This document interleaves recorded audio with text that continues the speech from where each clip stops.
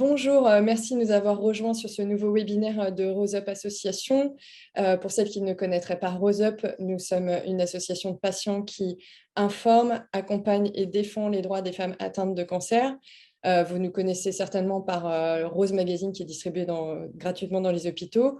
Donc nous vous informons via ce biais-là, mais également via notre site internet rose-up.fr qui comporte tous les articles du magazine, mais également des contenus exclusifs. Nous vous accompagnons via les Maisons Roses à Paris et à Bordeaux, et pour celles qui n'habitent pas ces villes-là, via des ateliers en ligne et des webinaires comme celui que nous animons aujourd'hui. Et enfin, nous défendons vos droits auprès des instances politiques. Je me présente, je suis Émilie Goyer, je suis journaliste et scientifique, et aujourd'hui, on va parler de troubles cognitifs liés au cancer, et pour cela, j'accueille Jean Petrucci. Je vous laisse vous présenter. Bonjour à toutes, je suis donc Jean Petrucci, je suis psychologue spécialisée en neuropsychologie et je travaille essentiellement dans le milieu hospitalier, en psychiatrie et en oncologie adulte. Et je suis également, j'ai aussi une activité libérale en tant que neuropsychologue donc, et en tant que psychothérapeute. Très bien. Voilà. Merci. Je fais bref. Non, mais c'est parfait. Donc, avant de démarrer, donc vous avez préparé une présentation pour avoir un support visuel, ça aide aussi. Je vais juste rappeler le fonctionnement de ce webinaire. Donc, vous pouvez nous poser vos questions pour celles qui se sont inscrites via Zoom, via l'onglet Q&R qui est en bas de votre écran. Et pour celles qui nous suivent en live sur Facebook, j'essaierai de jeter un œil de temps en temps à vos commentaires pour également transmettre vos questions. Donc, je vous laisse partager la présentation que vous avez préparée. Là, et théoriquement, je vais mettre. Hop là. Théoriquement, ça s'affiche. Voilà. Ça s'affiche, c'est impeccable. Oui, donc vous avez présenté votre profession. Est-ce que vous pouvez nous en dire plus sur la neuropsychologie? Parce qu'on connaît bien, a priori, la psychologie, mais la neuropsychologie, c'est quoi exactement? Alors, la neuropsychologie, c'est une spécialité de la psychologie qui a pour but de mieux comprendre les comportements qu'on peut observer, comportements au sens large, tels que des problèmes d'attitude ou des problèmes qu'on peut avoir au niveau intellectuel, comme des oublis, le sentiment d'être désorganisé, avoir des problèmes de langage, etc. Et donc, notre travail, ça va être de mettre en relation ces difficultés-là qui sont observables par le patient, la patiente ou par son entourage ou par des professionnels de santé. On va essayer de mettre en relation ces difficultés-là avec des fonctions intellectuelles qu'on va tester au travers d'exercices, au travers d'épreuves. Et on va essayer de mettre également en relation ces difficultés-là avec le fonctionnement cérébral, les neurones, les circuits cérébraux, et avec le fonctionnement psychologique, psycho-affectif de la personne. Ok, c'est très clair. Donc, le thème de notre webinaire, c'est les troubles cognitifs. Ce n'est pas forcément un terme qu'on connaît très bien. Est-ce que vous pouvez nous expliquer ce que ça englobe, ces fonctions cognitives? Alors, les fonctions cognitives, j'aime bien les représenter sous forme de galaxies, c'est-à-dire avec toutes ces bulles, c'est-à-dire à l'intérieur de notre cerveau, on a plusieurs types de compétences, certaines que vous connaissez bien, d'autres que vous connaissez peut-être un petit peu moins, c'est pas grave. Certaines compétences sont plus atteintes dans le cancer que d'autres. Évidemment, vous connaissez toutes les facultés d'attention, de concentration. On a aussi des facultés, toutes et tous, de mémoire à court terme, ce que nous, dans notre jargon de psychologue, on appelle mémoire de travail, et une mémoire à plus long terme, qui nous permet d'apprendre de nouvelles choses et de nous souvenir d'événements passés. C'est ce qu'on appelle la mémoire épisodique. Et on a aussi des facultés de haut niveau qui nous permettent de nous organiser au quotidien, de nous adapter à la nouveauté, de résoudre des problèmes, etc. C'est ce qu'on appelle les fonctions exécutives. Voilà, donc c'est une famille qui est très, très large, pas besoin de tout retenir. C'est une famille ouverte, chaque année, quasiment, la science apporte des petits changements, des petites modifications à mesure que les connaissances progressent. L'idée, c'est que vraiment, on va se focaliser aujourd'hui sur certaines fonctions cognitives, sur certaines compétences qui sont plus atteintes dans le cancer que dans d'autres pathologies. Très bien. Il me semble que vous avez une autre présentation sous la forme d'une Oui. maison. Alors voilà, pour essayer de schématiser un petit peu les choses, parce que forcément c'est très technique et j'en ai bien conscience, j'aime bien représenter les choses sous forme de maison. C'est-à-dire, on va imaginer que notre cerveau, c'est un peu une maison et que comme une maison, il y a des strates. C'est-à-dire qu'on a les fondations, voilà. On va avoir les murs de la maison et on va avoir le toit. Et donc, l'idée, c'est que les fonctions intellectuelles, on peut les schématiser de cette manière-là, d'une manière assez grossière, hein, j'en conviens, mais pour essayer de mieux comprendre la dynamique des choses. L'idée, c'est que notre fonctionnement cérébral, il ne peut fonctionner qu'avec des fondations solides, comme une maison. Les fondations solides, ça va être les capacités d'attention et les capacités de rapidité mentale, ce qu'on appelle la vitesse de traitement, c'est-à-dire la vitesse à laquelle on comprend les choses, on traite les informations, le tonus psychique, si vous voulez. Et donc, sans ces compétences-là, ce n'est pas possible d'avoir des compétences plus élaborées, de faire des activités plus complexes. Il faut toujours un peu d'attention et toujours une tonicité mentale suffisante. Et ça, peut-être que ça parle déjà à certains d'entre vous, que les traitements, par exemple, ils peuvent altérer nos capacités à nous concentrer et notre rapidité pour comprendre les choses, pour notamment les conversations, etc. On y reviendra. Sur ces piliers-là, sur ces fondations-là, s'appuient des compétences plus élaborées comme la mémoire à court terme ou la mémoire à long terme. On parlait de mémoire épisodique. Et donc, on a ces murs-là qui ont besoin d'attention et de rapidité pour s'ériger. Et enfin, on a au sens propre des fonctions exécutives qui chapeautent l'ensemble, qui permettent de contrôler, d'asseoir un petit peu les autres fonctions intellectuelles et finalement de les organiser et de les coordonner finalement. Et donc, ces différentes fonctions mentales-là, elles communiquent entre elles, elles sont interdépendantes. Le cerveau n'est pas compartimenté, il y a des communications étroites entre les différentes zones du cerveau et donc entre les différentes fonctions mentales, les différentes compétences. Donc ça va être vraiment très important de le retenir.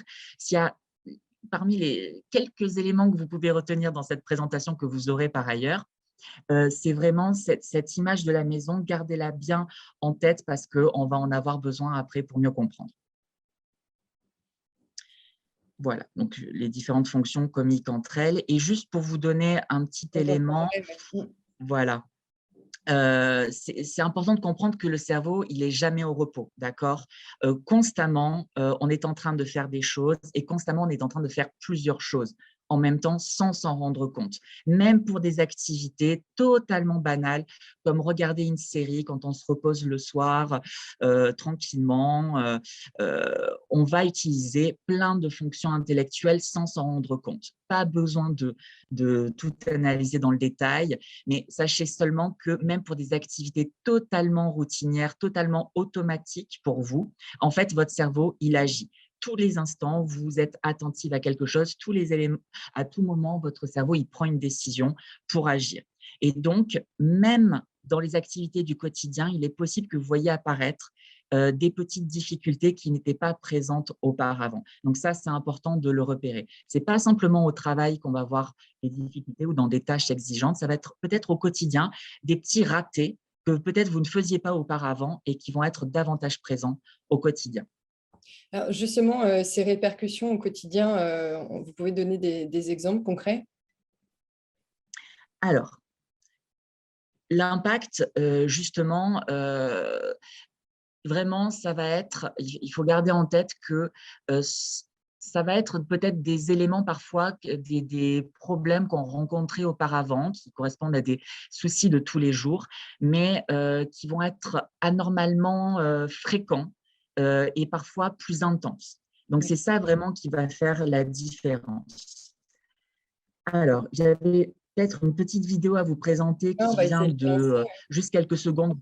Mm. Voilà, vous pourrez la revoir. Voilà, peut-être que vous la connaissez, vous pourrez la voir sur, sur le site de l'Oncopole de Toulouse. C'est une petite vidéo qu'ils avaient faite, que j'avais trouvée, voilà, au moins il y avait quelques éléments intéressants. Pour les premières secondes, j'espère que ça va marcher. Alors, qui vous présente un petit peu une situation. Ouais, ça fonctionne.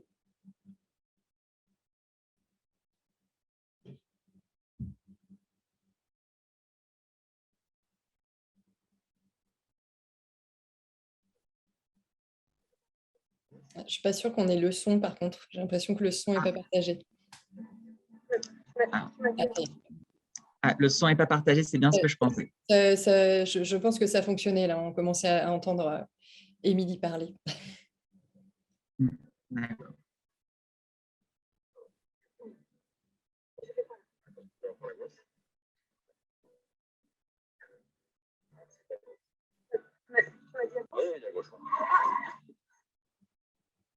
Oui, j'ai l'impression que ça coupe un peu. Pour expliquer un peu, c'est cette femme qui est au volant avec son mari à côté.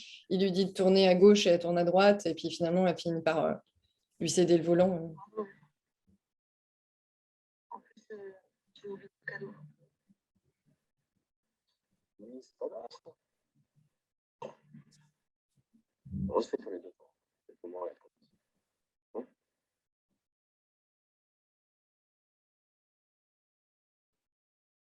elle a pu se faire? Donc elle a oublié je traduis parce que je crois qu'on n'entend pas très bien. En fait, elle a oublié le cadeau de son mari et elle est un peu gênée. Je pense qu'on peut s'arrêter là parce que la vidéo, j'ai l'impression qu'elle passe pas très, Ouais. très bien. Ouais. Alors, donc l'idée de la vidéo, c'était vous pourrez la retrouver, c'est pour ça que je vous ai mis le lien Internet de toute manière. C'est toujours un petit peu challengeant, ces vidéos intégrées sur Zoom.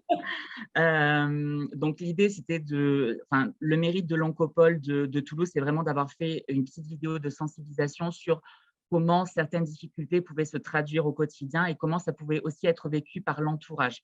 Ça va être aussi important, comment les autres peuvent le percevoir autour et quelle représentation ça peut activer dans l'entourage, avec tout ce qui est problème de communication au niveau des attentes, etc. Donc, on va y revenir. Donc, les difficultés liées au cancer, il me semble qu'il y a quelques points qui sont importants à retenir. C'est que déjà, ce que les patientes me rapportent, c'est le sentiment déjà de ne pas se sentir les mêmes qu'autrefois, avant la maladie. Il y a déjà un sentiment de quelque chose qui n'est pas revenu. Il y a un sentiment de différence. Et puis, ça va être surtout des problèmes de concentration en termes de distractivité, de problèmes pour inhiber tout ce qui est distraction, les bruits, les conversations, des choses qu'on pouvait supporter auparavant, mais qui deviennent moins supportables aujourd'hui. On va avoir aussi l'impression de fonctionner au ralenti, peut-être parfois beaucoup de patients qui se plaignent d'avoir des difficultés pour trouver leurs mots, des difficultés pour faire plusieurs choses en même temps, ce qu'on appelle le multitasking, etc. Et puis, globalement, avoir l'impression d'avoir la tête dans le coton, ce qu'on appelle le brouillard mental. Et donc, il y a le terme consacré dans le domaine anglo-saxon, c'est vraiment le chemofog. Chemo Oui. pour chimiothérapie et fog pour le brouillard anglais. Donc, c'est vraiment l'idée de brouillard mental consécutif au traitement contre le cancer. Alors, ça, on avait dit que… Alors, certainement que vous aurez des réponses, j'en doute pas. On pourra y revenir pour les questions notamment. Les difficultés cognitives liées au cancer, donc comme je le disais tout à l'heure, ce sont des difficultés d'intensité généralement légères, c'est-à-dire légères pour les professionnels de soins, j'entends. Ça ne veut pas dire légères pour les patientes. C'est légère pour les professionnels de santé parce qu'on doit bien faire une gradation des difficultés. Mais évidemment, chaque situation est différente. Ce sont des difficultés qui ne sont pas toujours constatées par l'entourage. Ça, c'est important de le dire. Alors, l'entourage, ça peut être la famille, ça peut être aussi l'entourage amical, professionnel. Et ce sont des difficultés qui ne sont pas toujours objectivées, c'est-à-dire quantifiées, remarquées scientifiquement, par les examens médicaux. C'est-à-dire quand on fait des examens, ce que je fais couramment, des examens neuropsychologiques, c'est-à-dire des tests de mémoire, d'attention, etc., ou quand on fait une imagerie cérébrale, par exemple un scanner ou une IRM, ou quand on fait des bilans neurologiques ou des bilans sanguins, on ne va pas voir des choses apparaître, des anomalies, forcément. Et pourtant, la patiente, les patientes, et parfois les patients, hein, les hommes aussi, présentent des plaintes concernant leur fonctionnement avec parfois au quotidien de réelles difficultés qui n'étaient pas présentes auparavant. Donc, ça pose vraiment question. D'accord, donc on peut ressentir des troubles sans pour autant que des examens médicaux viennent prouver qu'il y a bien une atteinte cognitive. Si je comprends bien. Exactement. Et ça, c'est un vrai souci parce que il y a quelques années, ça a pu être à l'origine d'un certain scepticisme des professionnels de santé du fait que on ne voit rien ressortir aux examens, donc ça n'existe pas. Ou c'est dans la tête, ou du coup, enfin dans la tête au sens de c'est psychologique, c'est psychiatrique, etc. Et donc, on a pu se poser des questions sur la légitimité des plaintes exprimées par les patientes alors qu'il y a une réelle détresse sous-jacente le plus souvent. Et ces troubles-là, ils sont fréquents au niveau de la plainte. Beaucoup de patients Et sont malheureusement, oui, en fait, c'est une réalité dont on prend de plus en plus conscience et toutes les études maintenant confirment que c'est une majorité de patientes et de patients qui, à un moment de leur parcours de soins, va présenter une plainte concernant son fonctionnement cognitif, concernant son fonctionnement intellectuel. Alors, pendant les traitements aigus, évidemment, notamment quand on est sous chimiothérapie, on va éprouver très souvent une fatigue intellectuelle, des problèmes de concentration, des problèmes de mémoire, mais c'est possible que cela apparaisse à d'autres moments au décours de la prise en charge. Historiquement, évidemment, on a soupçonné en premier lieu la chimiothérapie parce qu'on sait que certains traitements peuvent pénétrer le cerveau. En fait, c'est quelque chose qu'il y a encore quelques années, on doutait encore un petit peu, on se disait « Oh non, le cerveau, c'est un organe très protégé, il n'y a pas grand-chose qui rentre dans le cerveau, c'est improbable que la chimiothérapie agisse sur le cerveau. » Et on s'est rendu compte que certaines molécules, comme le 5-FU, qui est encore très souvent donné, peuvent pénétrer dans le cerveau, dans les neurones, et peuvent avoir ce qu'on appelle une toxicité neurologique, c'est-à-dire qu'ils peuvent agir négativement sur les neurones qui sont à la base du fonctionnement cérébral. Et on Et a alors, aussi… c'est pour ça qu'on parlait de chémophage au départ. Voilà. Mais la chimiothérapie, ce n'est pas le seul traitement qui a un impact sur ces troubles, qui peut causer ces troubles. Alors, la chimiothérapie, voilà, c'est le type de traitement qui a été le plus longtemps soupçonné et qui est encore bien étudié, encore aujourd'hui. Mais maintenant qu'on a de nouveaux traitements, de nouvelles molécules, différents types d'interventions maintenant qui sont proposées pour les patientes et les patients, se pose la question des effets potentiels de ces traitements sur le fonctionnement cognitif des patients. Et donc, les thérapies hormonales qui sont prises par énormément de patientes et de patients, on a aujourd'hui des résultats qui sont assez contradictoires. À la vérité, pour l'instant, c'est compliqué de conclure parce qu'on a des patientes qui présentent vraiment beaucoup de difficultés et d'autres qui s'adaptent assez rapidement. Donc, peut-être que toutes les patientes et tous les patients ne sont pas égales et égaux par rapport au traitement et que certaines patientes sont plus sensibles que d'autres, notamment si elles présentent plus d'effets secondaires. Concernant les anti-angiogéniques, il y a quelques éléments qui sont plutôt en faveur de troubles potentiels créés par ces traitements-là. Et concernant l'immunothérapie, on a affaire à des traitements qui sont vraiment trop récents. Donc, on n'a pas du tout de recul suffisant par rapport à ces traitements-là. Et enfin, il faut savoir que les connaissances avancent et qu'aujourd'hui, certains chercheurs soupçonnent que le cancer lui-même, de par ses mécanismes biologiques, entraîne lui-même des difficultés cognitives, peut-être même avant les traitements, par des mécanismes, globalement des mécanismes inflammatoires. C'est pour ça qu'on est passé finalement de cette notion de chemobrain dont on parlait tout à l'heure à la notion plus générale de cancer brain, c'est-à-dire de troubles cognitifs liés au cancer en général. Que ce soit la maladie en elle-même Voilà. et les traitements. On est moins précis parce qu'on ne peut pas s'engager maintenant, aujourd'hui, sur une cause particulière. Et d'autant plus que les situations des patientes sont de plus en plus personnalisées. On essaie d'individualiser les soins un maximum. Donc, les parcours deviennent de plus en plus différenciés. D'accord.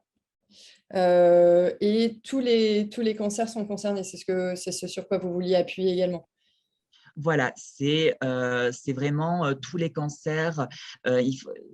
Évidemment, le cancer du sein, c'est vraiment le cancer un de ceux sur lequel on a le plus de recul parce que voilà, les patientes ont de plus en plus une espérance de vie qui est augmentée grâce au progrès des connaissances, même s'il y a encore beaucoup à faire. Mais tous les cancers sont concernés, hein, y compris chez l'homme. Hein. On parle des femmes aujourd'hui, mais également les hommes sont concernés, sauf que les hommes vont moins facilement vers les soins, c'est bien connu. Ils vont moins facilement se plaindre, moins facilement parler de leur vulnérabilité. Donc, mais les cancers, ovariens, les cancers de tout ce qui est tractus digestif, etc., les lymphomes aussi. Enfin, on peut avoir une diversité de cancers qui sont concernés par ces troubles cognitifs. Et en tout cas, ce sont des troubles, on avait dit tout à l'heure, d'intensité légère à modérée. Ces troubles, ils sont dépendants évidemment, donc on a dit du type de traitement, mais aussi de l'intensité du traitement et de sa durée. Ce n'est pas la même chose quand on a de la chimiothérapie et quand on n'en a pas. Ça dépend du type de molécules qu'on a reçues, du nombre de cycles, etc. Ces difficultés, en tout cas, elles ont tendance à décroître dans le temps. C'est-à-dire qu'on a vraiment une courbe qui s'abaisse dans le temps et on a une normalisation de la situation sur le plan intellectuel, sur le plan cognitif, dans les mois qui suivent la fin des traitements. Globalement, voilà, globalement, on peut pas. C'est compliqué de donner une durée précise parce qu'encore une fois, toutes les situations sont différentes.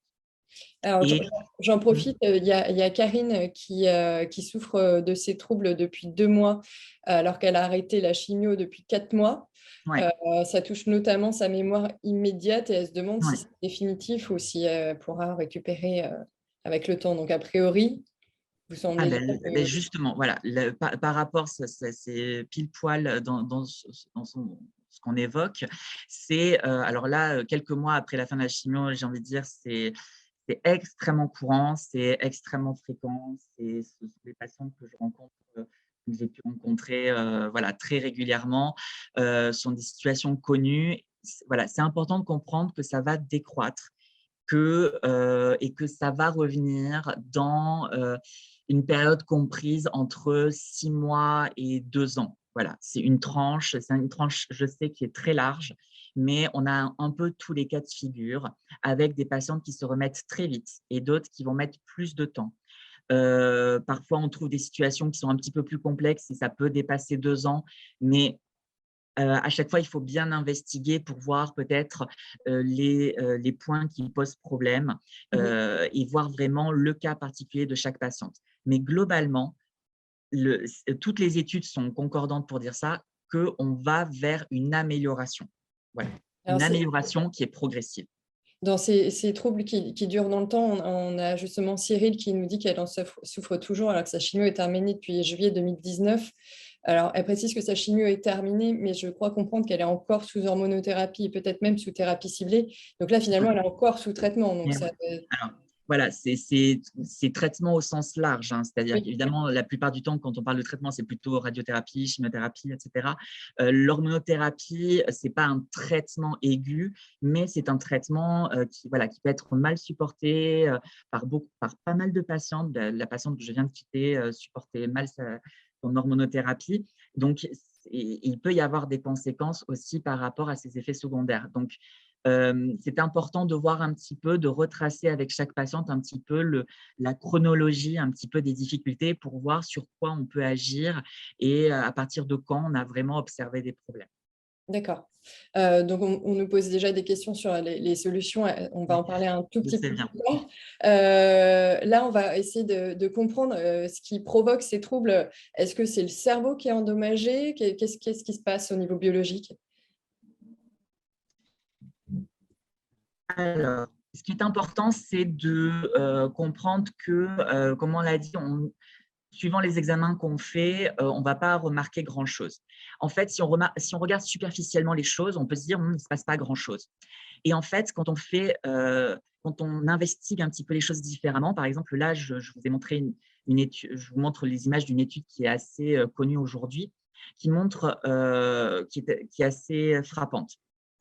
En haut, vous avez euh, le cerveau qui est représenté de patients qui ont reçu la chimiothérapie et on les met dans cette machine qui permet d'observer le cerveau et on fait on fait faire des tâches aux patientes, des tâches de mémoire notamment qui sont assez complexes. Et en bas, vous avez donc la série B, donc la série horizontale en bas, vous avez des sujets qui n'ont pas de cancer, qui n'ont pas reçu de chimiothérapie. Et en fait, les zones que vous voyez s'activer en rouge, c'est là où le cerveau est très, très actif, en fait, et mobilisé par les tâches qu'on fait faire aux patientes et aux sujets qu'on appelle des sujets contrôle. Et en fait, ce que vous observez, c'est que globalement, dans la ligne supérieure, dans la ligne A, donc dans les cerveaux des patientes, vous voyez qu'il y a beaucoup plus de rouge, donc il y a beaucoup plus d'activité. Et donc, par rapport au sujet témoin, au sujet contrôle, il y a plus d'activité. En fait, mobilisé par les… Ah, il y a un petit écho. Et donc, et donc, vous voyez qu'il y a plus d'activité dans le cerveau des patientes. Et ce qui est intéressant, c'est que en fait, les résultats de l'étude montraient que les performances des patientes étaient les mêmes que celles des sujets contrôle. C'était les mêmes. C'est-à-dire qu'elles ne réussissaient pas moins bien. Mais par contre, ce que les images vous montrent, c'est que le cerveau des patientes était beaucoup plus activé. Ce qui veut dire, ce qui nous fait suggérer qu'en fait, pour effectuer une même tâche que d'autres personnes, les patientes dépensent plus de ressources, font appel à plus de moyens internes que les personnes qui n'ont pas de cancer, qui n'ont pas reçu de traitement. De sorte que de l'extérieur, on ne voit pas la différence. On se dit, oui, les personnes sont capables de faire les choses. Sauf que c'est plus fatigant. Et ça, c'est quelque chose qu'on retrouve beaucoup chez les patientes, cette plainte de fatigue cognitive, de dire, oui, je travaille, oui, je fais les mêmes choses qu'auparavant, mais en fin de journée, je suis lessivée. En fait, je dois me reposer pendant des journées entières, j'en peux plus. Et ça, c'est le signe, c'est le genre d'étude qui montre que peut-être il y a une trace cérébrale qu'on peut chercher à retrouver, qui montre que c'est peut-être dans la communication entre les neurones, entre les différentes parties du cerveau, qu'il faut peut-être chercher la solution et pas simplement dans l'allure générale du cerveau. C'est plutôt quand le cerveau fonctionne que là, il y a un problème. Et pourquoi? Parce que peut-être les traitements agissent directement sur les connexions entre les neurones. D'accord. Je vous laisse continuer sur la chimiothérapie. Alors oui, juste pour un schéma qui peut sembler un petit peu technique, mais en fait qui synthétise un petit peu ce qu'on a dit depuis le début. En fait, le fonctionnement intellectuel, il est vulnérable à plein de choses. On n'est pas tous égaux. Et en fait, votre fonctionnement intellectuel au milieu, effectivement, il va y avoir les diagnostics, le traitement contre le cancer chimio-hormonaux qui va intervenir avec tous les effets secondaires tels que la fatigue, les difficultés de sommeil, la ménopause chimio-induite, etc. Mais on sait que, voilà, on tombe malade aussi alors qu'on a déjà peut-être d'autres difficultés comme des comorbidités, des problèmes vasculaires, des problèmes de diabète, d'hypertension, etc. Tout dépend aussi de notre âge. On sait aussi que notre fonctionnement intellectuel il est dépendant aussi de notre style de vie et de notre état psychologique aussi, il ne faut pas l'oublier. Aussi, on sait que notre degré d'éducation peut jouer aussi. Le fait d'avoir fait beaucoup d'études ou d'avoir un métier qui est très stimulant, ça nous donne davantage de ressources que quand on n'a pas eu la chance de pouvoir faire beaucoup d'études. et que globalement, il y a des mécanismes biologiques très complexes qui sont à l'œuvre et qui peuvent influencer le fonctionnement intellectuel. Donc, et vous voyez qu'il y a plein de flèches dans tous les sens, c'est très, très complexe. Mais l'idée, c'est que c'est un ensemble, en fait. C'est un ensemble et que quand on cherche à comprendre pourquoi on a des troubles intellectuels à la suite des traitements, c'est important d'aller regarder un petit peu partout. C'est-à-dire évidemment les traitements qui ont été reçus, mais aussi votre état de santé général, votre histoire personnelle, comment vous dormez, est-ce que vous prenez d'autres traitements, etc. Donc, ça devrait donner lieu à une consultation spécialisée pour vraiment essayer de pointer les zones sur lesquelles on va pouvoir agir. D'accord. Oui, donc on a bien compris que c'est très complexe, donc ça explique probablement pourquoi le diagnostic n'est pas forcément Voilà. facile à établir. C'est redoutable en fait, hein. Il n'y a pas forcément un coupable responsable des troubles cognitifs. Quand on a eu, comme vous l'avez dit tout à l'heure, cette patiente qui évoquait le fait qu'elle avait arrêté la chimio, mais peut-être qu'il y avait aussi un traitement par hormonaux derrière. Du coup, suivant le moment auquel on consulte, voilà, il faut arriver à se souvenir à partir du moment auquel on a eu des difficultés. Bon, voilà. Et c'est dur de retrouver le point vraiment de départ des difficultés et de savoir vraiment quel est le responsable. Parfois, le trouble, il n'est pas vraiment dû au traitement en lui-même, mais aux effets secondaires du traitement. Quand on a une hormonothérapie, qu'on n'arrive pas à dormir la nuit parce qu'on a des douleurs, qu'on n'arrive pas à trouver sa position, qu'on dort, on se réveille 4, 5, 6 fois par nuit, bon, c'est peut-être pas tellement le traitement en lui-même, mais peut-être les effets secondaires, le fait qu'on ne dort pas, qui est peut-être responsable. Donc, ça veut dire qu'il faut peut-être traiter le sommeil pour essayer d'aller mieux. Voilà, c'est une piste parmi d'autres, mais c'est vraiment toute une réflexion à avoir et ça prend du temps. Je tenais à faire un petit point sur les prescriptions complémentaires, hein. On en parle trop peu souvent que quand on prend des somnifères, d'autres traitements, les antidouleurs, des anxiolytiques, des benzodiazépines, ça peut agir aussi sur le cerveau, hein. Il n'y a pas que les traitements anticancéreux qui agissent, il y a aussi tous les médicaments qu'on peut prendre à côté parfois qui peuvent agir sans qu'on le sache. Et tout médicament toute prescription qui est sur le long cours doit être réévaluée régulièrement parce que ça peut générer au décours du temps un impact sur le plan cognitif, c'est bien connu aujourd'hui. D'accord. Donc voilà, ça demande vraiment de voir une vision assez complexe, assez globale de la situation de chaque patient et de chaque patiente. Alors, je rebondis quand vous parlez d'anxiolytiques et d'antidépresseurs. On a Roger sur Facebook qui nous dit que son docteur a associé ses troubles de mémoire à une dépression. On a Marie-Thérèse qui dit prendre du Xanax. Donc, ce sont des médicaments qui sont censés traiter la cause, mais qui pourraient peut-être l'aggraver finalement. Alors, les antidépresseurs, alors, il faut voir le type de traitement et voir la durée de traitement et voir évidemment la posologie, hein. Les antidépresseurs, a priori, améliorent le fonctionnement intellectuel parce que si on est vraiment déprimé, la dépression en elle-même altère le fonctionnement attentionnel et la mémoire. Donc, les antidépresseurs, en soulageant les problèmes dépressifs, va de fait contribuer à l'amélioration des problèmes intellectuels. Par contre, les anxiolytiques, globalement, et surtout si c'est les benzodiazépines, le Xanax, a priori, appartient à cette famille-là, si on en prend sur la durée, ça peut favoriser les problèmes d'attention et de mémorisation.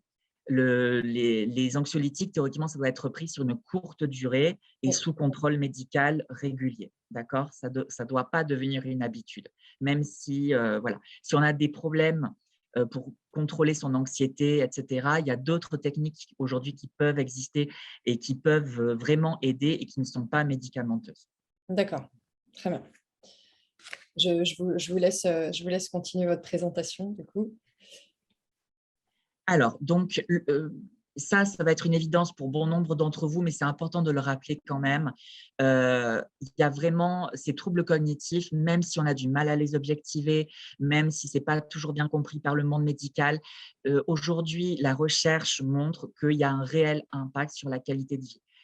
On a refait une étude récemment grâce à Rose Up, notamment, auprès des adhérentes. Et vraiment, on sait qu'il y a un avant et un après-cancer et que, notamment sur le plan cognitif, il y a un réel impact. Donc, on est très, très loin de la fabulation, de l'imagination. Il y a des conséquences très concrètes.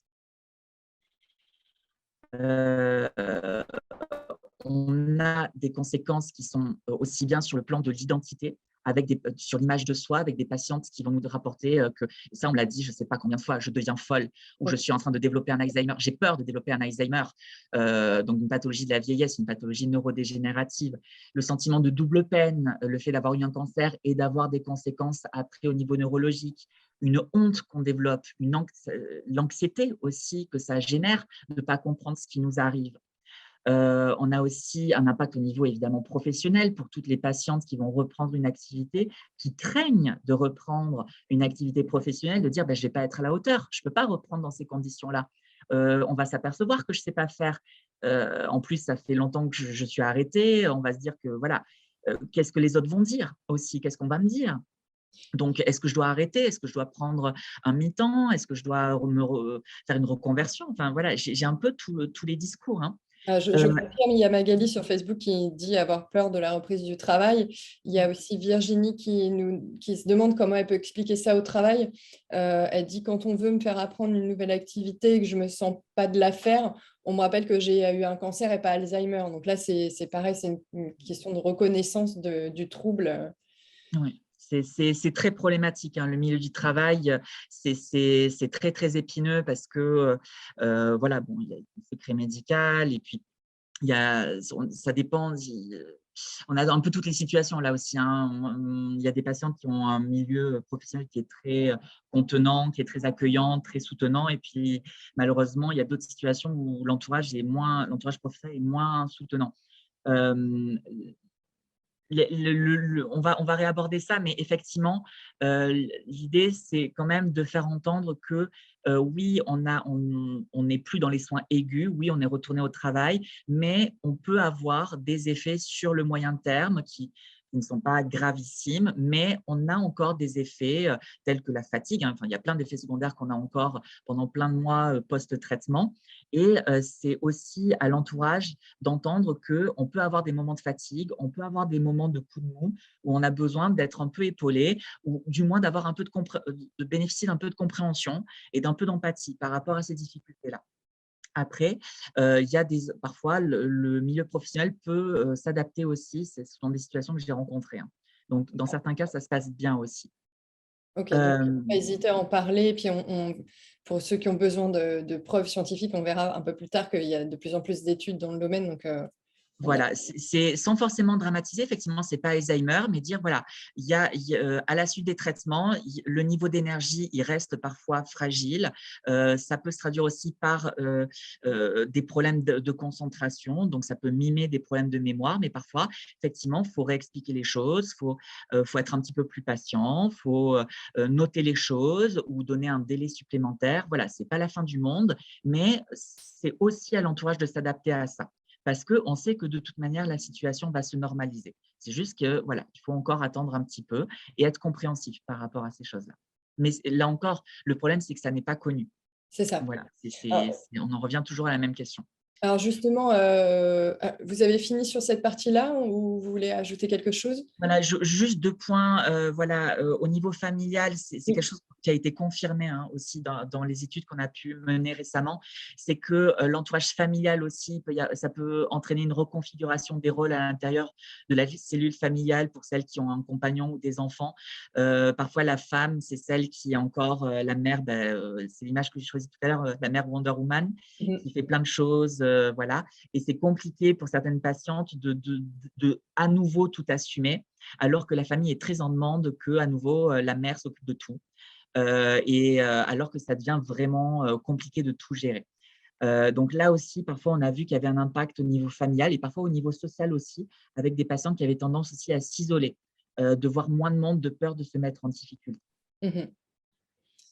Alors, où est-ce qu'on en est de la prise en charge de ces troubles en France? Votre slide n'est pas très rassurant. Oui, oui, alors oui, parce que On va voilà, commencer par les il y a un mauvaises nouvelles, comme ça, constat, c'est fait. il y a un constat à faire. Bah, vous l'aurez déjà compris un petit peu. C'est voilà, on a un manque d'information qui est global. Il y a une carence d'information. Et, et ça, c'est une situation qui est en train d'évoluer heureusement, mais il faut savoir que la France a du retard sur les États-Unis.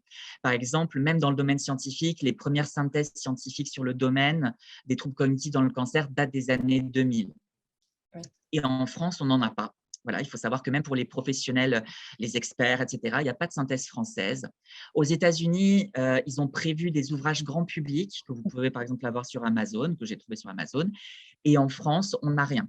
Là aussi, on n'a pas d'ouvrage grand public, vous savez, comme chez Odile Jacob, qui parle de différentes problématiques de santé. Voilà, on n'a pas d'ouvrage, ou chez Marabout, on n'a pas d'ouvrage grand public. Donc, en fait, les patientes sont livrées un petit peu à elles-mêmes pour trouver des informations.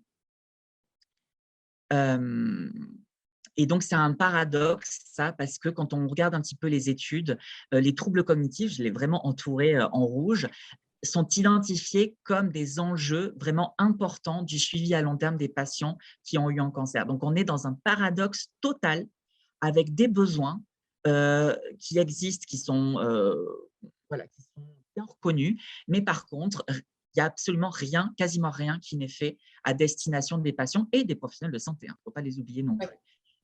Donc, s'ils ne sont pas sensibilisés, de fait, ils ne peuvent pas non plus sensibiliser les patients et les patientes. Et aussi, on a du mal à dépister. Par conséquent, si on connaît mal ces troubles, forcément, on les dépiste moins, j'imagine. Et oui, effectivement. Alors, l'animation se fait. Hop là. Effectivement, il y a peu de moyens de dépister ces troubles-là aujourd'hui. Il y a de plus en plus de professionnels qui sont sensibilisés. Mais par exemple, si on prend rien que les centres de lutte contre le cancer, il y a 5 consultations à ma connaissance qui existent à ce jour. Alors, c'est un peu en augmentation, hein, c'est le point positif, mais ça reste très, très peu. Hein. Et au niveau hospitalier, c'est très dépendant. Par exemple, en région parisienne, on a une consultation spécialisée dans l'assistance publique, les hôpitaux de Paris. Mais voilà, il y a peu de professionnels qui peuvent proposer des bilans, notamment, parce qu'on parlait de bilan neuropsychologique. Après, il faut aller voir en libéral, et ça, c'est un coût supplémentaire. Et là aussi, il faut trouver des professionnels qui sont formés, et ça, c'est un vrai challenge. Donc, on va passer quand même aux bonnes nouvelles, parce qu'il y en a. Il y en a heureusement, ben non, sinon on ne ferait pas ce webinaire, ça serait un petit peu dommage. Les bonnes nouvelles quand même, outre le fait qu'on a dit que ce sont des troubles qui sont temporaires, c'est que la recherche avance. Hein. La France est en train de rattraper un petit peu son retard. Il y a notamment sur le plan, il faut le savoir, que notamment le Centre de lutte contre le cancer, François Baclès à Caen, a créé une plateforme qui alimente beaucoup de recherches en ce moment sur le cancer et la cognition. Donc ça, c'est un point extrêmement positif. Et notamment l'étude Quantocoq, peut-être certaines d'entre vous ont participé à cette étude, qui permet de suivre les effets, de suivre des patientes atteintes de cancer du sein sur le long terme pour voir un petit peu les effets des traitements sur le fonctionnement intellectuel. Il faut savoir qu'à destination des professionnels, il y a un premier référentiel de bonnes pratiques qui a été édité en octobre 2020. Vous voyez, c'est extrêmement récent. Hein. Oui. Tout ce dont on parle, c'est extrêmement récent. Donc, voilà, les choses avancent, ce n'est pas suffisant, mais ça avance quand même. Et je vous assure que c'est déjà énorme parce que ça veut dire qu'on a vraiment des documents à destination des professionnels. Et l'AFSOS, donc l'Association francophone des soins oncologiques de support, c'est une grosse association. Ça permet de diffuser des informations de qualité. Très bien. Alors, on va parler des solutions maintenant parce que je pense voilà, que ce qui vous intéresse le plus. Et je sais bien que c'est ça qu'on voudrait directement sauter à ça, mais c'est important que vous ayez on pense sincèrement qu'il faut quelques éléments de compréhension pour justement comprendre pourquoi on vous propose des solutions et sur quoi elles peuvent agir. Déjà, ça semble basique, mais c'est pas si évident que ça. Hein. Justement parce qu'on n'en parle pas assez, c'est important que vous-même, en tant que patiente, vous en parliez autour de vous. Que ça soit à votre médecin oncologue.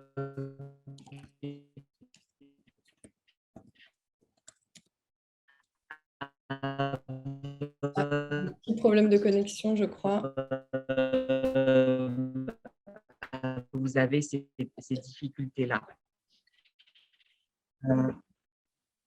On m'entend? Oui, oui, c'est bon. Donc, Il y c'est avait un important que vous en problème de parliez. connexion. D'accord, la connexion est peut-être un petit peu instable. C'est important que vous en parliez à votre oncologue ou à votre médecin traitant en signalant ces difficultés-là, parce que ça peut donner lieu à des examens complémentaires. Par exemple, une prise de sang supplémentaire, une consultation neurologique, une imagerie cérébrale, que sais-je, etc. Et c'est important de pouvoir avoir accès à une consultation spécialisée en neurologie ou en gériatrie, suivant l'âge que vous avez, et d'avoir peut-être un courrier pour avoir des examens plus approfondis, comme un bilan neuropsychologique, soit en milieu hospitalier, soit en libéral. Sachant que les psychologues ne sont pas remboursés, vous savez, c'est une grosse problématique, mais dans certaines situations, ça peut être indiqué pour approfondir un petit peu les choses ou même se rassurer soi-même. Ça peut être intéressant. Et c'est important d'en parler aussi aux autres patients. Voilà, entre vous, voilà, il ne doit pas y avoir de tabou par rapport à ça. Voilà, je suis toujours surpris de voir à quel point ça fait du bien aux patients, aux patientes, de pouvoir échanger entre elles sur cette problématique-là. Oui, il y en a beaucoup qui nous le disent en commentaire. Là. Merci, ça me rassure. Comme vous disiez tout à l'heure, je ne suis pas folle. Ce n'est pas, Non, juste, non, non. c'est pas juste moi. Vous n'êtes pas, vous êtes pas C'est pas une vue de l'esprit. C'est pas une vue de l'esprit. Alors, ça, c'était un point. Le deuxième point important, c'est le but de ce webinaire, hein, c'est de rappeler encore et toujours qu'on a affaire à des troubles qui sont d'intensité légère à modérée, qui sont passagers, très variables, c'est tout le problème, hein, très variables d'une patiente à l'autre. Et ils ne donnent pas lieu, et ça, c'est important. On commence à avoir des données qui nous permettent, sont suffisamment anciennes pour le dire, que ça n'augmente pas le risque de développer ce qu'on appelle une démence. On ne devrait plus appeler ça une démence, mais globalement, Alzheimer, les pathologies dégénératives liées à la vieillesse, voilà, ça ne donne pas de démence précoce. Voilà. On n'est pas dans cette problématique. Donc, l'idée est de baisser le seuil d'anxiété. D'autre part, c'est important, semble-t-il, d'accepter ces difficultés-là. Alors, accepter, ça ne veut pas dire banaliser ou dire « OK, il n'y a pas de problème ». Non, accepter, d'un point de vue psychologique, ça veut dire intégrer cette expérience à son parcours de vie. C'est-à-dire que vous avez vécu des choses vraiment extrêmement compliquées et certainement que vous continuez à vivre des choses très compliquées en ce moment pour certains d'entre vous. L'annonce de la maladie, les différents traitements, les répercussions sur votre vie, etc., tous les effets secondaires que vous pouvez éprouver, eh bien, l'idée, c'est de se dire que voilà, les effets cognitifs, ce sont des effets secondaires parmi d'autres. Voilà. Il y a des effets, parfois il y a des douleurs, il y a eu la chute des cheveux pour certaines, il y a eu des cicatrices, il y a un amaigrissement, que sais-je, il y a eu plein d'effets. Et peut-être qu'il y a encore des effets qui vous gênent encore aujourd'hui. Ben, les effets cognitifs, ça fait partie du cortège. Voilà. C'est gênant, c'est désagréable, c'est pénible, c'est frustrant, vraiment, c'est vraiment très complexe. Mais ça fait partie du reste, en fait. C'est ça que j'appelle accepter. C'est dire, ben, voilà, vous avez eu des difficultés, ben, ça fait partie du lot, malheureusement, des effets des traitements. Voilà. Sauf que, encore une fois, on n'en parle pas. On n'en parle pas suffisamment de ces effets-là. Pour autant, ce n'est pas une fatalité, on peut agir. Voilà, exactement. Et donc,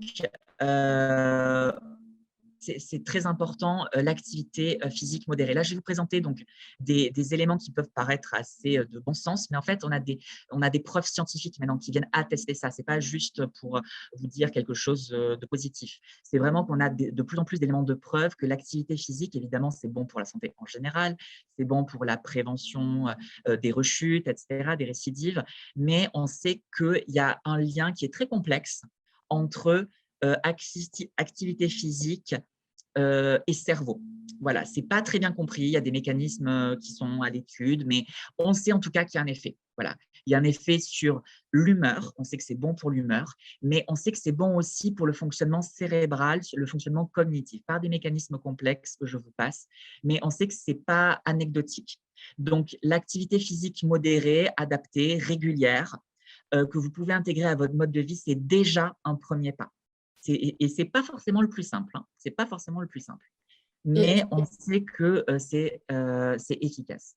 est-ce qu'il y a des activités physiques qui sont plus bénéfiques que d'autres? On voit là une femme qui fait certainement du qigong ou de la danse, où il y a des sortes de chorégraphies à apprendre. Alors, à ma connaissance, on n'a pas forcément vraiment comparé l'efficacité de telle ou telle technique, Mhm. mais on sait que, évidemment, tout ce qui est Qigong, etc., ça peut aider, mais on sait aussi que les sports de percussion qui provoquent un petit peu des sauts comme la course à pied ou la corde à sauter, par exemple, on sait que ça peut favoriser la sécrétion de molécules qui agissent sur le cerveau de manière bénéfique. D'accord. Aussi. Ce sont des données aussi qui sont assez récentes, qui demandent aussi à être un peu consolidées, mais globalement, ce sont des activités qui sont assez intéressantes. Ça ne veut pas dire qu'il faut faire ce que vous pouvez faire, Oui. ce que vous aimez faire, Mhm. et que vous le fassiez régulièrement. C'est ça qui est important. D'accord. Ne vous faites pas mal et ne vous fatiguez pas outre mesure, mais l'idée, c'était d'intégrer cette pratique-là à votre mode de vie, à votre hygiène de vie, D'accord. quand c'est possible, évidemment. L'alimentation aussi est importante. Là aussi, on connaît le rôle de l'alimentation vis-à-vis du cancer, je ne vous apprends rien. Mais par contre, ce qui est important, c'est de savoir que le cerveau, comme tout organe, il a besoin de nutriments et que le cerveau, il est constitué de gras. On oublie souvent de le dire. Une partie importante du cerveau est constituée de gras, de lipides. Et donc, on a besoin de lui apporter des lipides qui sont nécessaires à son fonctionnement. Donc, toute la famille des oméga. Vous Mhm. connaissez bien peut-être, oméga 3, 6, 9, etc. Donc, tout ce qui est oléagineux, tout ce qui est poisson gras, etc. Donc, dans la mesure du possible, adapter aussi son régime alimentaire de manière à apporter au cerveau ce dont il a besoin. Mhm. Et ça aussi, l'alimentation, par des mécanismes assez complexes, a montré qu'on pouvait aussi, sur le long terme, agir sur le fonctionnement intellectuel. Autre élément qui peut être intéressant, notamment pour certaines d'entre vous, peut-être que voilà, beaucoup de gens doivent connaître maintenant aujourd'hui la mindfulness, qu'on appelle la pleine conscience. Donc, ce sont des techniques de méditation. Alors, on l'utilise souvent pour l'humeur, mais ce qu'on sait moins, c'est qu'il peut y avoir un effet au niveau intellectuel aussi. Pour celles et ceux pour celles qui ne connaîtraient pas, la pleine conscience, c'est une méditation qui entraîne la faculté à se recentrer sur l'instant présent, sur l'ici et le maintenant, et à mettre à distance les pensées, notamment négatives, qui peuvent nous traverser, ou les émotions négatives qui peuvent nous traverser. Et en fait, c'est un entraînement qui est utile pour les problèmes anxieux, les problèmes dépressifs, mais on sait que globalement, c'est aussi un entraînement attentionnel. Parce qu'en fait, on va être régulièrement distrait pendant sa méditation par des pensées. Forcément, on ne fait rien, donc on va être distrait par des pensées, des choses qu'on a à faire, etc., ou des souvenirs. Et en fait, l'idée, c'est de se recentrer. Donc, en fait, on va entraîner sa souplesse mentale, on va laisser gambader son attention, puis on va la recentrer. Et Mhm. donc, ce mouvement-là, en fait, cet entraînement-là va muscler, entre guillemets, si j'ose dire, l'attention. Et ça, on commence à avoir des éléments de preuve assez intéressants pour dire que la mindfulness peut être une forme aussi à part entière d'entraînement cérébral. Et bien sûr, vous l'aurez compris, si vous réduisez aussi votre anxiété et si vous réduisez aussi vos symptômes dépressifs, ben forcément, au niveau attentionnel ou au niveau de la mémoire, ça va mieux fonctionner aussi indirectement. Alors, Delphine nous dit qu'elle fait de la méditation guidée et que ça l'aide aussi à accepter ses troubles. Bien sûr, totalement. C'est quelque chose on n'a pas fini de découvrir tous les bienfaits de la pleine conscience. Ensuite, je tiens à rassurer certaines qui pourraient être un peu, parce que je le sais d'expérience, qui pourraient être un petit peu sceptiques par rapport à la pleine conscience. Ce n'est pas fait pour tout le monde, d'accord? Ce n'est Oui. pas fait pour tout le monde. Il ne faut pas culpabiliser par rapport à ça. Voilà. L'idée, c'est on vous présente des techniques, des stratégies prenez ce qui peut vous servir, ce que vous pouvez essayer de mettre en place. L'idée, c'est d'essayer. Si ce n'est pas pour vous, ce n'est pas grave, on essaiera autre chose. D'accord? Alors, Le en but, parlant c'est de ça, d'essayer. d'ailleurs, je rebondis là-dessus parce que Magali sur Facebook nous dit franchement, la reprise du sport pour moi actuellement me paraît totalement impossible, Bien trop de sûr. fatigue, trop rapidement. Là, c'est pareil, on parle plutôt d'activité physique adaptée. Ouais, On ne vous demande ouais, pas de faire de la course à pied. bien sûr. Donc là, je vous invite à suivre les webinaires qu'on fait avec Jocelyne Roland, voilà, qui vous donne des exercices très simples, adaptés pour que vous repreniez une activité physique sans vous fatiguer. Et aussi, on a aussi cette idée reçue que quand on est fatigué, il ne faut pas faire de sport, mais souvent l'activité physique aide aussi à soulager la fatigue, contrairement à ce qu'on pourrait croire. Donc C'est voilà, il faut juste contre-intuitif. trouver la bonne activité. Exactement. Et voilà, il faut pas se forcer, il faut pas, voilà, il faut s'écouter, mais effectivement, euh, peut-être essayer des petites choses. L'idée, c'est de commencer pas à pas. Voilà, il ne faut pas se faire violence. Là, effectivement, parmi vous, il y a des patients il y a des patients qui sont dans des situations différentes. Peut-être que certains pourront se saisir de certaines choses, d'autres, ça sera un petit peu plus tard ou pas du tout. Voilà, enfin, vous ferez autre chose. Voilà. L'idée, c'est de vous montrer un petit peu ce qui est à votre disposition. Et par exemple, la mindfulness aujourd'hui, notamment si vous habitez en Île-de-France, mais même hors Île-de-France, vous avez, je vous ai mis un petit lien, la possibilité facilement d'avoir accès à des séances de présentation, d'expérimentation et à des ateliers. C'est vraiment bien répandu maintenant. On en fait également via Rose Up, hein, des ateliers de méditation. Donc, n'hésitez pas à vous renseigner sur notre Super. planning. Autre point important, et là, je ne saurais trop insister dessus, c'est le sommeil. Beaucoup de patients, on le sait maintenant dans les études, ça ressort de manière voilà, toujours majoritaire, c'est la problématique du sommeil pour bon nombre de raisons. Parce qu'on a des problèmes d'anxiété, parce que voilà, on a des angoisses, parce qu'on est déprimé, mais aussi parce que parfois on a des douleurs, ou parfois on a des insomnies qu'on ne comprend pas. Voilà, parfois on ne sait pas du tout. Eh bien, le sommeil, on ne peut pas avoir un bon fonctionnement cognitif si on n'a pas un bon sommeil, un sommeil de qualité suffisante. Il ne s'agit pas d'avoir un sommeil parfait, mais d'avoir un sommeil de qualité suffisante. Et aujourd'hui, on a plein de moyens de traiter, on a un arsenal. Déjà, évidemment, vous avez toutes les recommandations d'hygiène du sommeil qui semblent simples, mais en fait, je vous assure que c'est loin d'être simple de les appliquer. En général, si on les applique bien comme il faut, on a à peu près 80% des problèmes de sommeil qui sont déjà éliminés. On peut Il y donner a aussi la quelques, mindfulness. on peut donner quelques exemples de ces… Alors, par exemple, on sait que, le soir, il faut diminuer l'activité physique. Ça, c'est quelque chose, bon, ça veut dire notamment quelques heures avant le coucher. Ça veut dire qu'il faut aussi supprimer, par exemple, les écrans, toute forme de stimulation. Il faut abaisser aussi les sources lumineuses. La luminosité excite le cerveau. Ça veut dire pas d'écran dans les chambres, notamment pas de télé dans la chambre, pas de portable non plus dans la chambre, pas de tablette dans la chambre. Diminuer aussi tout ce qui est bruit, tout ce qui est aussi, il faut aussi, par exemple, essayer de se lever à la même heure, parce que c'est ça qui va nous régler notre rythme veille-sommeil. Ça peut être aussi le fait de ne pas manger trop lourd le soir, de ne pas consommer d'alcool le soir, évidemment pas d'excitant le soir. Et je rappelle que le thé avec théine est un excitant, par exemple. Etc. Donc, je vous ai mis le petit lien sur le réseau Morphée qui vous représente un petit peu toutes les stratégies d'hygiène du sommeil. Je vous assure que ce n'est pas si simple. Moi-même, j'ai du mal à les appliquer. Donc, vous voyez, ce n'est pas si simple. Vous avez aussi la méditation dont on a parlé. Il y a aussi des techniques de relaxation qu'on peut mettre en place et qui peuvent être assez intéressantes. J'ai pas mal de patients qui utilisent ces méthodes-là et ça les aide à se rendormir, notamment quand il y a des réveils nocturnes. Il y Vous a avez aussi… Hélène Oui, qui demande si la sophrologie peut aider aussi.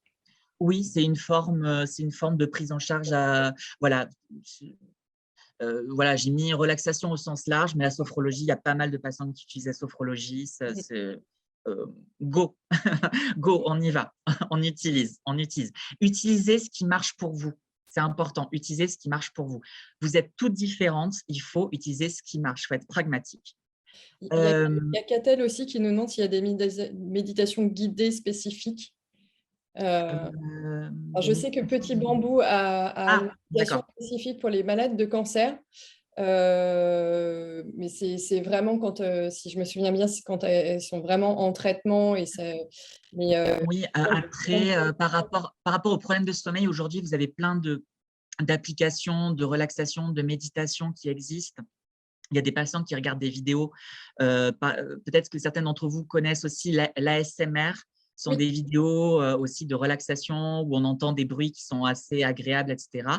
Et il y a des patients qui aiment ça aussi. Donc, tout ce pas qui peut besoin être… d'avoir un programme spécifique pour les… Voilà. L'idée, c'est vraiment d'axer sur la relaxation, sur l'éloignement des pensées parasites, tout ce qui peut parasiter le sommeil.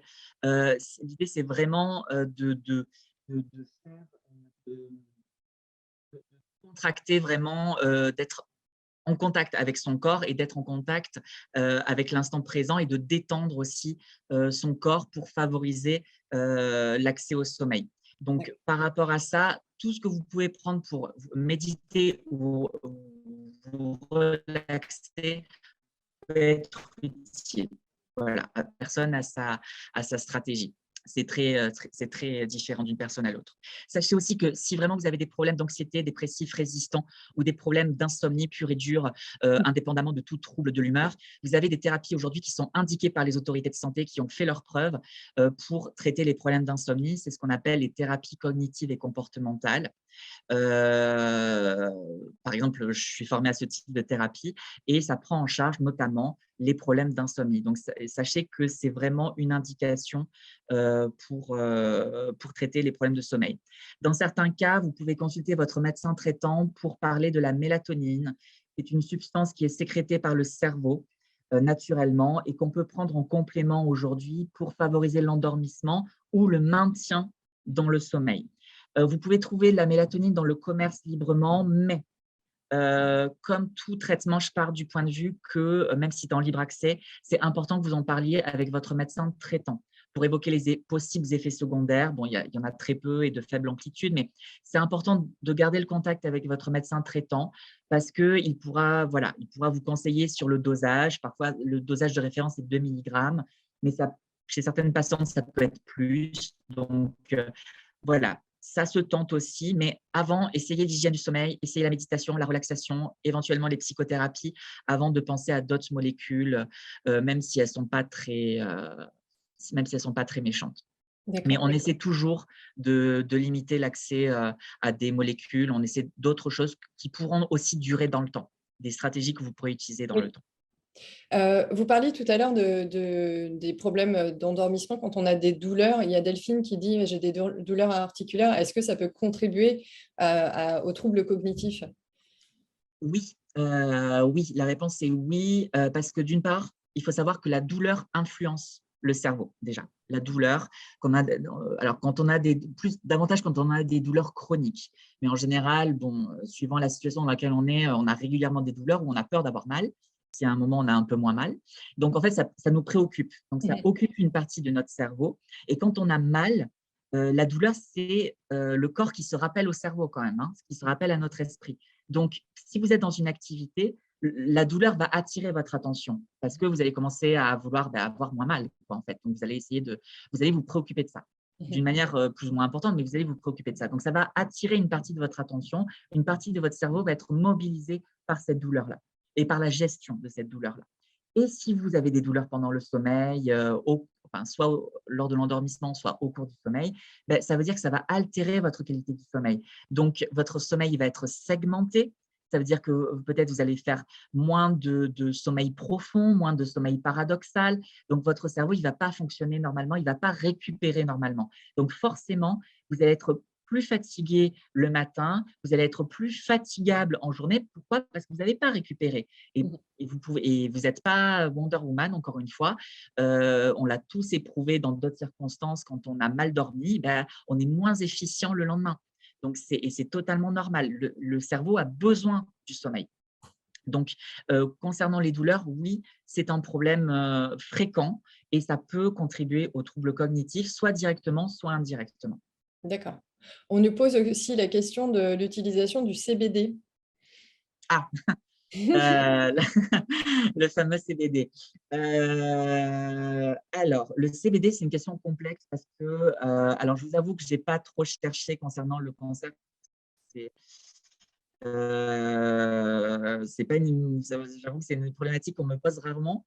Oui, Euh, à ma connaissance, on n'a pas suffisamment de recul par rapport au CBD sur les effets cognitifs du CBD. C'est une problématique qui se pose aussi pour d'autres pathologies avec d'autres patients qui utilisent le CBD. On n'a pas suffisamment de recul en fait. Je peux faire la recherche pour un prochain webinaire, mais pour l'instant, je ne saurais pas trop quoi vous dire. En tout cas, effectivement, ce n'est pas la même molécule que le THC, qui est donc la molécule qu'on connaît bien, qui est psychoactive, mhm, qui a des effets délétères pour le coup. d'accord. Voilà, le CBD, a priori, il y a pas mal de… Enfin, les échos que j'ai eus, c'est que les patients sont plutôt satisfaits, mais pour l'instant, je n'ai pas d'éléments scientifiques à vous proposer là-dessus. Puis il faut aussi Mais c'est une… préciser que c'est pas, on ne parle pas de cannabis thérapeutique. Le cannabis thérapeutique, il est en expérimentation actuellement, mais dans un cadre bien, autre bien chose. particulier, dans les douleurs, si je ne me trompe pas, liées au cancer. Donc, on aura probablement des résultats là-dessus. Mais concernant le CBD qu'on peut trouver actuellement dans des magasins, il n'y a pas d'études a priori faites sur ces huiles ou ces vapotages de CBD. Donc, Voilà, ensuite, ça réclamerait aussi de voir comment on contrôle ces substances-là, est-ce qu'on est sûr de ce qu'il y a dedans, et voilà. Et puis les effets à moyen terme, long terme, voilà, il faudrait voir un petit peu ce qu'il en est. Mais c'est une bonne question que vous me posez, je chercherai. Je ferai mes recherches là-dessus. Promis, merci. je chercherai. Et ça sert aussi à ça, vous m'apportez des questions. À chaque webinaire, moi-même, j'apprends des choses et puis il y a des nouvelles questions qui se posent. Voilà, donc c'est très intéressant. Merci pour cette question-là. Je vous laisse continuer avec la stimulation intellectuelle. Et oui, parce que évidemment, l'idée, c'est pas on va tout améliorer avec un coup de baguette magique, mais l'idée, c'est que là aussi, on a des éléments de preuve qui commencent à être intéressants, que la stimulation intellectuelle peut être vraiment une aide pour diminuer le ressenti de difficultés au quotidien et pour compenser un petit peu les difficultés qu'on peut avoir, soit chez soi, soit au travail, etc. Donc, l'idée, c'est d'avoir plutôt une approche globale, à savoir, par exemple, une approche qui vous permet de restructurer votre environnement, c'est-à-dire voir un petit peu comment on peut comment votre environnement peut s'adapter à vous. Qu'est-ce que vous pouvez mettre en place vous-même pour favoriser l'attention et la mémoire? Vous seriez surprise du nombre de personnes qui ne pensent pas à prendre de notes alors qu'elles font des Ah oui. oublis. Ou qui refusent de prendre des notes parce qu'elles pensent entraîner leur cerveau. C'est contre-intuitif, mais en fait, il faut noter. Il faut noter, il faut soulager son cerveau. Quand on a peu d'attention, quand on a peu de mémoire, quand on a des ressources qui sont limitées par la fatigue, par les traitements, etc., c'est important de prendre soin du capital attention qu'on a. Donc, tout ce qu'on peut prendre pour noter, pour s'organiser, pour faciliter le rappel, etc., le téléphone portable, etc., prenez tout ce qui est à votre disposition et je vous assure que ça n'est pas suffisamment fait. D'accord. On peut apprendre aussi, grâce à des professionnels, des stratégies aussi à mettre en place pour mieux mémoriser. Et on peut aussi bénéficier d'exercices particuliers qui pointent certaines fonctions intellectuelles. Je vous rappelle la petite constellation du début, les bulles. En fait, les fonctions intellectuelles, elles sont sollicitées par certaines tâches plus que par d'autres. Par exemple, les mots croisés, ce n'est pas forcément ce que je préfère. Voilà. Je sais qu'on va me poser la question, donc je le fais d'avance.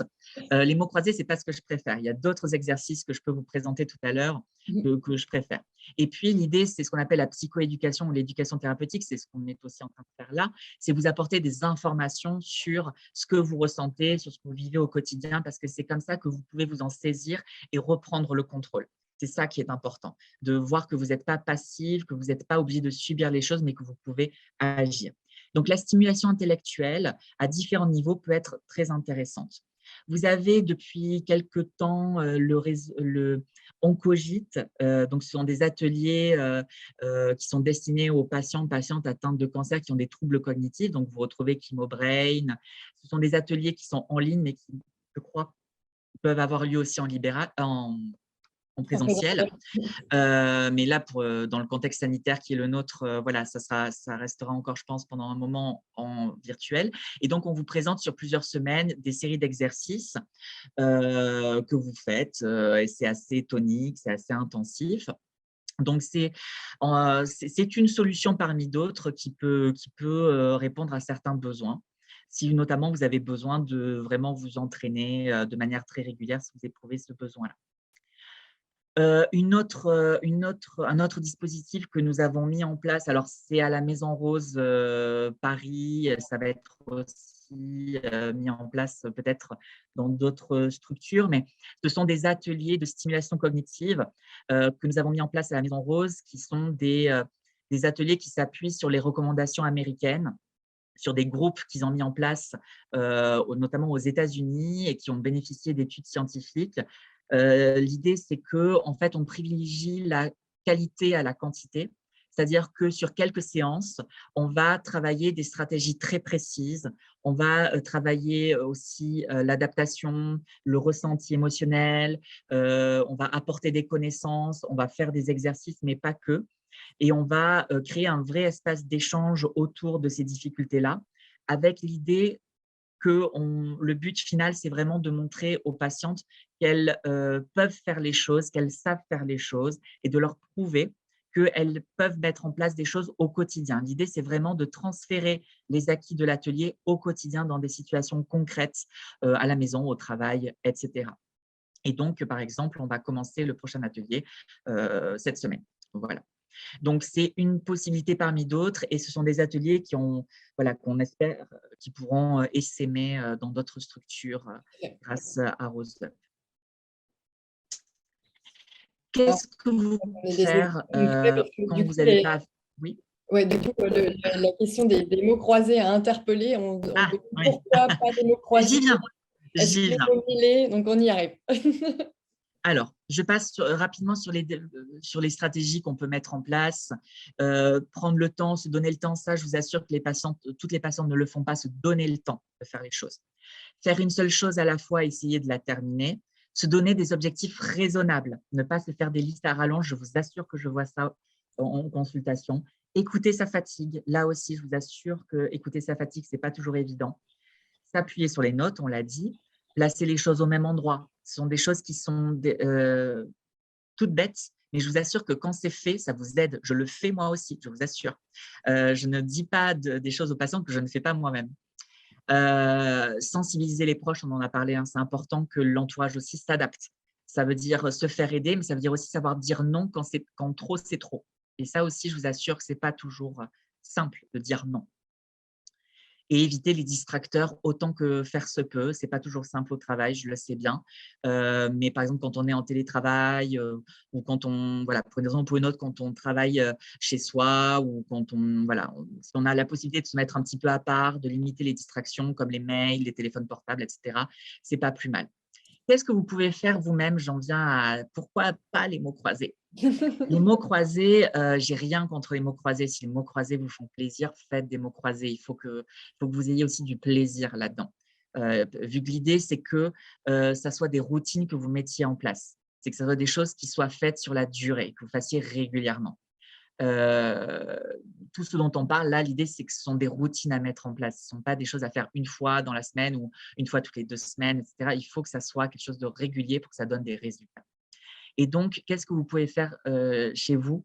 Ce sont des exercices qui vont favoriser, on l'a dit, certaines fonctions mentales, certaines compétences. Qu'est-ce qui nous intéresse? Ce qui nous intéresse, ça va être la concentration, ça va être la souplesse mentale, savoir passer d'une chose à l'autre, savoir aussi pouvoir entraîner les fonctions de langage, aussi entraîner la mémoire à court terme, la capacité de pouvoir raisonner, c'est ce qu'on avait appelé tout à l'heure la mémoire de travail, la mémoire à court terme, pouvoir faire des raisonnements sur le court terme. Et donc ça, ce que j'aime bien proposer aux patientes, soit en atelier, soit chez elles, soit quand elles ne peuvent pas avoir accès à des ateliers, c'est tous les exercices de repérage, ce que nous, on appelle dans notre jargon d'attention sélective, c'est repérer des intrus, par exemple les jeux des 7 différences, etc. Chercher trouve, donc c'est Où est Charlie ou Trompissime, j'avais trouvé ça sur internet aussi. Vous pouvez, tout ça c'est sur Amazon, hein, vous pouvez, enfin je ne veux pas faire de pub à Amazon, mais vous pouvez trouver sur Amazon ou chez votre libraire. Voilà.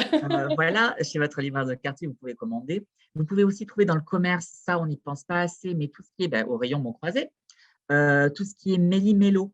Je vous assure que ça fait travailler l'exploration visuelle, l'attention, le langage, savoir repérer les mots dans un sens, dans l'autre. Ça entraîne la souplesse mentale. Et puis, les points à relier. Les points à relier, j'adore ça. Pourquoi? Parce que c'est beaucoup moins simple que ce qu'on croit. Ça demande beaucoup, beaucoup, beaucoup d'attention.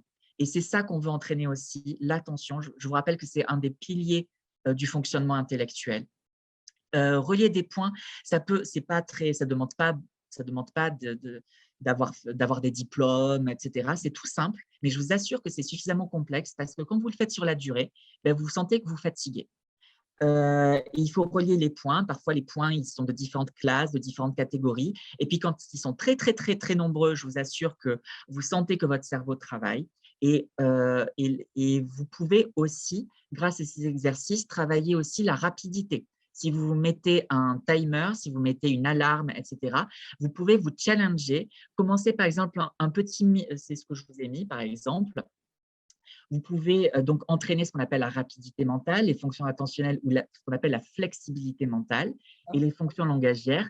Par exemple, en vous faisant un petit programme. Par exemple, 3 fois par semaine, vous faites 20 minutes d'attention soutenue en faisant du méli-mélo, un peu de points à relier, etc. Vous faites votre petit programme, vous commencez petit, donc vous ne vous fatiguez pas trop. Et dès que vous êtes à l'aise, que vous sentez que voilà, vous avez atteint un petit palier, hop, vous augmentez la difficulté. Et donc, vous pouvez panacher un petit peu les exercices. Et pour les complexifier, vous vous chronométrez. Ce que vous faisiez en 10 minutes, vous essayez de le faire en 8 minutes, en 6 minutes, etc. Vous faites un petit exercice, puis vous essayez le format au-dessus, puis le format au-dessus, etc. C'est vous qui trouvez votre rythme. Mais l'idée, c'est de se challenger pour montrer qu'on peut faire. Et votre propre témoin, votre propre comparatif, ça sera vous-même. Vous ne vous comparez pas aux autres, vous vous comparez par rapport à vous-même. Et vous vous apportez des petites récompenses, voilà, quand vous sentez que vous avez franchi une barrière, voilà. Et les progrès résultent de la régularité. Et je vous encourage surtout à utiliser ce type d'outil-là. N'investissez pas dans des applications trop chères, dans des choses qui n'ont pas forcément fait leur preuve. Parfois, il y a beaucoup de marketing. Parfois, les outils les plus simples sont les meilleurs. Ce qui compte, c'est le type d'utilisation. Et pourquoi, oui, je n'ai pas répondu à la question, pourquoi pas les mots croisés? Parce qu'à mon sens, les mots croisés, ça entraîne davantage les capacités de raisonnement et on a besoin souvent de connaissances langagières, de connaissances qu'on appelle encyclopédiques dans notre jargon. C'est-à-dire que ça fait plus travailler les mécanismes d'association, etc. Je trouve qu'on travaille moins directement la rapidité, l'attention, la concentration, la flexibilité mentale. Vous pouvez en faire, évidemment, ça ne va pas être délétère, évidemment. Mais si vous pouvez intégrer aussi d'autres types d'exercices, ça sera, à mon sens, beaucoup plus intéressant. Il y a Marie-Thérèse qui demande si les jeux vidéo aussi, ça peut être un… Gros débat, les jeux vidéo. Gros débat sur l'utilité des jeux vidéo. Je pense que les jeux vidéo peuvent être intéressants pour certaines personnes, mais le problème, c'est que c'est un peu dur de prédire à l'avance. Ce qui est important, c'est de pouvoir entraîner aussi son attention. Vous pouvez faire des jeux vidéo, mais ce n'est pas exactement le même type d'attention que vous allez retrouver sur des choses comme celles que je vous présente. Parce qu'un jeu vidéo, c'est très stimulant. Ça vous demande de la réactivité, c'est pas compliqué. En plus, c'est très ludique, c'est très stimulant. Marie-Thérèse fait mention à Candy Crush plus particulièrement. Non, Candy Crush, sincèrement, non. Candy Crush, ce n'est pas assez stimulant, à mon sens. Je pensais à des jeux vidéo un peu plus élaborés, un peu plus complexes, comme il peut exister dans le commerce. Mais Candy Crush, c'est presque de l'automatisme, et c'est souvent de l'automatisme, et on a l'impression qu'on travaille, mais on ne travaille pas tant que ça. Je vous assure pour l'avoir vu, et j'ai demandé aux patients de confirmation, que des choses qui sont toutes bêtes comme les millimélos, points reliés ou écharlis, etc., quand vous le faites et que vous le faites bien sur la durée, ça vous fait travailler et à la fin, vous êtes fatigué. Et je vous assure aussi que les patients s'améliorent aussi avec ça. D'accord. Il y a Valérie qui dit que le tricot l'aide. Alors là, c'est peut-être plus une question d'attention à Le tricot, l'avantage du tricot, effectivement, c'est que c'est un peu d'une certaine manière, c'est un peu comme la méditation, on se recentre sur une activité. Et donc, ça, effectivement, ça peut être, alors je ne m'y connais pas trop en tricot, malheureusement, mais effectivement, c'est une activité qui recentre, et toute activité qui recentre est à privilégier. Et toute activité que vous pouvez faire régulièrement et sur la durée, encore une fois, est à valoriser. Encore une fois, ce n'est pas forcément une chose ou l'autre. Vous pouvez très bien faire le tricot et faire des exercices en plus, et vous voyez ce qui vous fait travailler. Essayez de panacher, essayez de voir ce qui marche pour vous, mais toute activité qui vous recentre, qui vous permet de faire travailler votre attention sur la durée de manière efficace et qui vous motive, est à privilégier. Tout le monde y va de sa petite particularité. Il y a Daphné qui dit qu'elle fait des puzzles. Très bien, ça aussi, ça peut être parce que ça demande de l'endurance, le puzzle, ça demande de l'attention, analyser les formes, etc. Voilà, encore une fois, c'est une activité qui paraît anodine, et effectivement, je n'en fais pas avec les patients parce qu'on n'a pas le temps. Mais effectivement, si vous avez le temps, oui, effectivement, vous pouvez vous donner une période de temps pendant lequel vous faites le puzzle. Ça peut être très, très intéressant, effectivement. Je vous laisse continuer, on va arrêter avec les petits exemples. De toute façon, voilà, juste pour conclure, voilà, parce que je vous ai tenu suffisamment longtemps à travers cette présentation. Donc, ce qu'il faut retenir vraiment encore et toujours, donc, ce sont des difficultés. Les difficultés que vous pouvez éprouver sont des difficultés communes. Elles se traduisent par des difficultés qui sont diffuses, fluctuantes, d'intensité légère à modérée, donc au niveau attentionnel, au niveau mnésique, au niveau langagier. Ce sont des difficultés qui sont un peu complexes. On n'a pas toujours l'origine précise. On aimerait bien, mais pour l'instant, l'état des connaissances ne nous permet pas, pour chaque patiente individuelle, de retrouver l'origine des difficultés. Mais ce sont des difficultés qui sont transitoires et qui, encore une fois, ne sont pas le signe d'une dégradation à venir de l'état cognitif. Il est possible d'améliorer ces difficultés par des mesures toutes simples, ou plutôt simples, d'hygiène comportementale, mais aussi d'entraînement cognitif. Globalement, il faudrait une prise en charge globale. Et il faut rappeler aujourd'hui qu'il existe peu de possibilités, malheureusement, d'évaluation et de prise en charge, mais qu'il est important, pour autant, d'en parler autour de vous, auprès de vos médecins et entre patients, afin qu'il y ait une prise de conscience par les professionnels de santé, évidemment, qui se renseignent s'ils ne sont pas déjà au courant, mais aussi les autorités de santé, parce que ce sont les autorités de santé qui décident si on, et Roseup le sait bien, que c'est les autorités de santé qui décident de à quel projet on valide ou pas, où on met les budgets, comment on crée des postes, etc. Et comment on crée aussi des parcours de soins ou des consultations spécialisées. Et voilà, est-ce qu'on les finance ou pas? Donc, on sait aujourd'hui que c'est grâce aux patients qu'on arrive à avancer, aux patientes qu'on arrive à avancer sur certaines problématiques de santé. Et donc, c'est important que ce type de problématique soit prise en compte dans la prise en charge des patients et des patientes atteintes de cancer.